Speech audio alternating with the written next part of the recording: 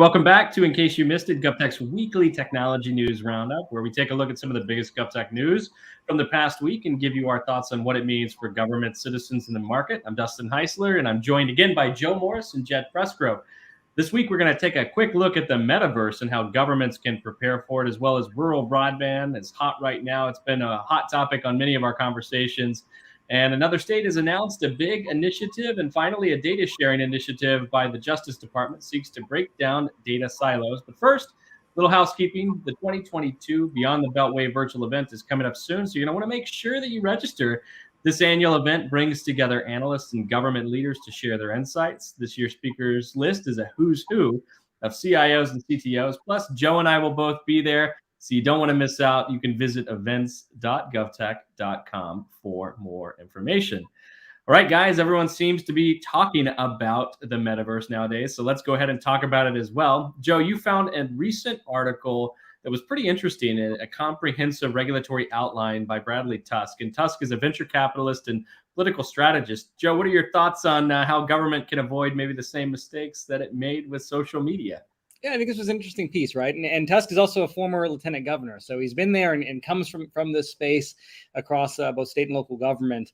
But the metaverse is obviously something we're paying attention to in our personal lives. And Tusk presented a framework, or at least the beginnings of a framework, to understand how to potentially look at regulating the metaverse. And how do we learn, to your point, about the lessons learned from Facebook and all the other social networks. Obviously goes by defining the metaverse and helping people understand what it is, but looks at some of the important questions about data privacy. We know from tracking the legislation, states like California and many others have firmly planted some legislative policy in place around protecting our data as residents. But how does that translate into the metaverse? How do we look at things like public safety? We identify, terrorism, data privacy, data ownership. So really trying to surface some of the big questions that we're talking about as a conventional internet, but what does that mean when we look beyond that into a world of augmented reality and virtual reality? Yeah, I think this is super fascinating because, we hear it all the time. I mean, heck, Facebook rebranded as Meta in response to this emerging dynamic that's taking place.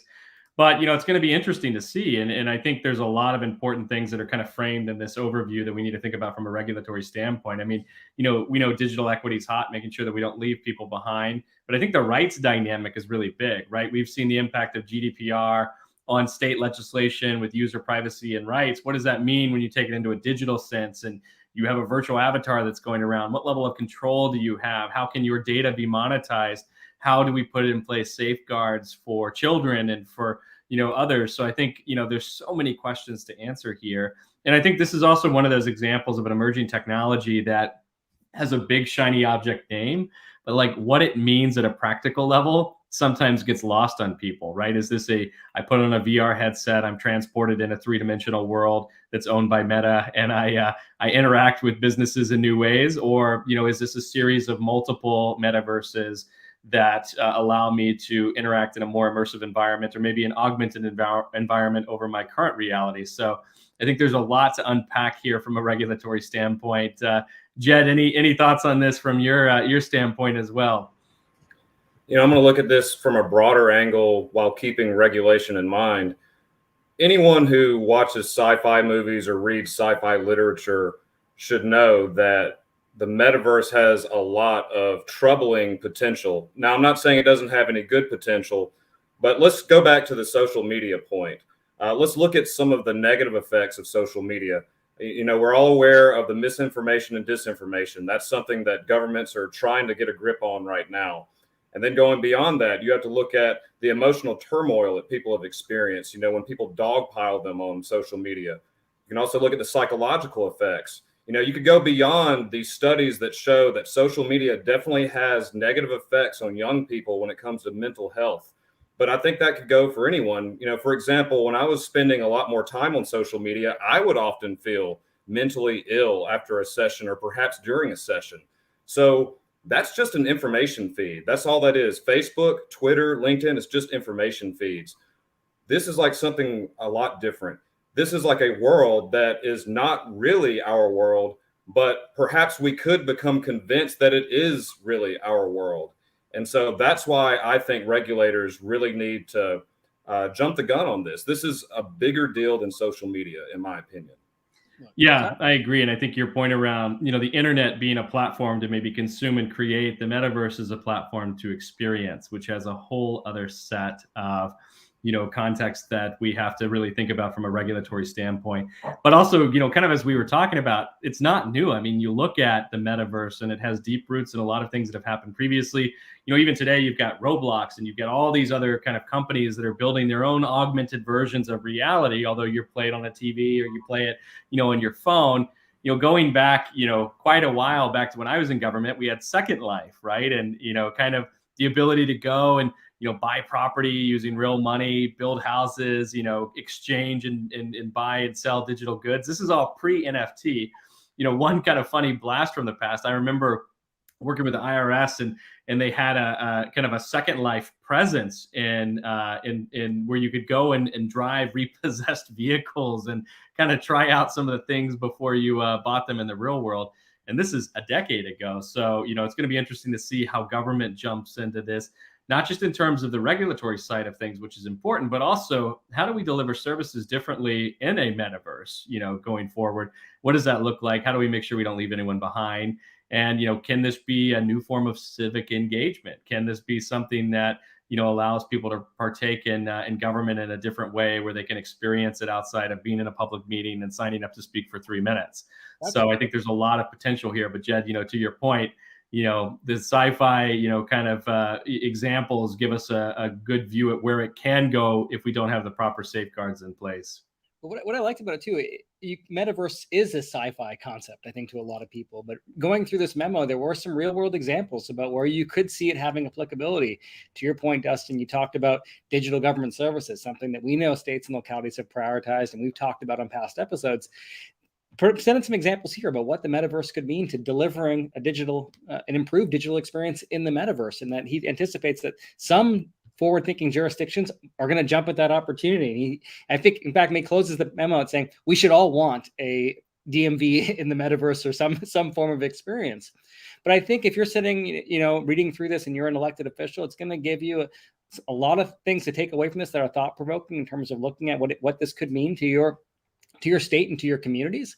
And if you're on the industry side too, there's a bunch of takeaways about what this could mean to your organizations as you look forward in terms of further development in servicing the GovTech market. And I think, the last kind of piece that I'd add to this is it shows the need for, thinking about our digital rights and our, portability of digital identity and the data that we create and having additional ownership of that. I mean, the same conversations that we're having over our digital data today as it relates to how we interact with sites like Facebook and others has to be a part of this conversation as we think about the metaverse and the interactions that we're going to have, because what do we own from a digital sense today, and how do we protect that and ensure that it's not misused? So I think there's so much to kind of unpack here as we think about it. And this topic is such a big topic to cover, but we're going to continue to bring on experts to kind of peel back all the different layers of this onion as we go forward. So if you are a metaverse expert, if you've got some opinions on it, reach out to us at ICYMI@govtech.com. We'd love to hear from you and bring some of your perspectives to the table. Heck, maybe one of our future episodes will be in the metaverse, and we can go to Jed's place and hang out. So up next, we're going to talk a little bit about rural broadband funding. We know this is a hot topic. We've got a great roundup over at govtech.com right now that outlines some of the latest funding news, including from the Commerce Department, the state of Georgia, and the state of North Carolina. The FCC sending $1.2 billion for broadband across 32 states. Now, Jed, this is a topic that is near and dear to your heart, and you've got a deep passion here. We were just talking about this in advance of the meeting, but tell us a little bit about some of the things we need to keep in mind as we look at this broadband funding going forward. So with this FCC money came also the announcement from the FCC about basically creating a rural broadband accountability program. And so based on my understanding of this so far, it would just be making sure that the money that they give to people, actually results in tangible connectivity, solid connectivity in the places where it's supposed to be. And this is a very important topic because there are a number of people over the years who have felt that some of the people who have gotten federal dollars from the FCC they feel like some of these areas are not really that well connected. In fact, I've had a conversation with Brandon Presley from the Public Service Commission in Mississippi. He has personally expressed to me this idea that some of the FCC winners have just not resulted in great connectivity for people in rural places. So I think this accountability program is great for that. There definitely needs to be someone making sure that taxpayer money is spent in the right way. I mean, Dustin, if you're a whiskey distiller and I ask you to distill for me 10 jugs of whiskey and I pay you, let's say $10,000, I want to make sure I get those 10 jugs of whiskey. So it's the same thing here. If we're going to spend, a billion here or a few million here, we want to make absolutely sure that there is accountability for that money. Along those lines, I think one benefit is we're seeing people get appointed that have been there and done it. So just this week, I saw the NTIA, the National Telecommunications and Information Administration, appointed the former Chattanooga mayor as a special representative for broadband. So if you've all been following it, Chattanooga, obviously, from over a course of whatever it was, I think 7 or so years, rolled out digital equity programs, connectivity programs, technology training. So we are seeing representatives from state and local government that have done it and been there and actually delivered real tangible results, and will have a role in the administration of these funds going forward. So I think that's a net positive. Absolutely. And I think, similar to what we've talked about previously, outside of the core infrastructure investments, and I think it's going to be important to see how this funding is utilized for change management, getting people to utilize the infrastructure once it's in the ground so that they can unlock new capabilities and possibilities with it as well.